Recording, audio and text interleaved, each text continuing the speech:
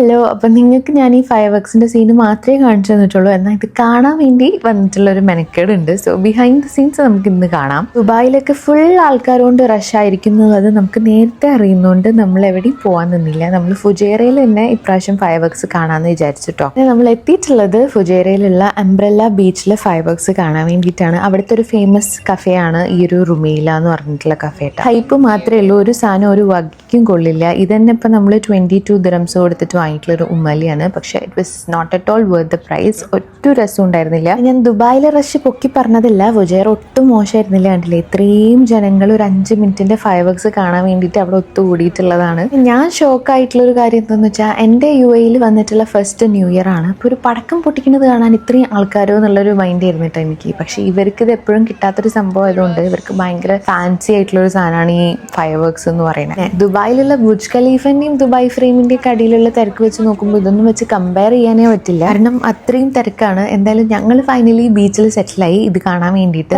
ഇവിടെ വന്നിരിക്കണേന്ന് വെച്ച് കഴിഞ്ഞാൽ ഇന്നത്തെ പടക്കം പൊട്ടിക്കുന്നത് ബോട്ടിൽ വെച്ചിട്ടാണ്. അതുകൊണ്ട് തന്നെ ഈ പൊട്ടിക്കുന്ന സമയത്ത് അതിന്റെ റിഫ്ലക്ഷൻ സീയിലേക്ക് വരുമ്പോൾ കാണാൻ എക്സ്ട്രാ ഭംഗിയാണ്. ഇല്ലേ, ആ ബോട്ടിൽ നിന്ന് ഇങ്ങനെ ക്രാക്കേഴ്സ് പൊട്ടുന്ന സമയത്ത് അതിന്റെ റിഫ്ലക്ഷൻ സീയിലേക്ക് വരുമ്പം വേറെ തന്നെ ഒരു ഭംഗിയില്ലേ. അപ്പൊ ഇത് കാണാൻ വേണ്ടിയിട്ടാണ് ഇത്രയും ആൾക്കാർ ഒത്തുകൂടിയത്. എന്തായാലും ആ ഒരു വെയിറ്റ് ഭയങ്കര വേർത്തായിരുന്നു. ഞാനും ഭയങ്കരമായിട്ട് എൻജോയ് ചെയ്തു. കാരണം ഇത്രയും ക്ലോസ് ആയിട്ട് ഞാനിത് കാണുന്നത് ഫസ്റ്റ് ടൈമാണ്. അപ്പോൾ guys, that's all about the New Year's Eve. Anyways, wishing you all a very happy New Year.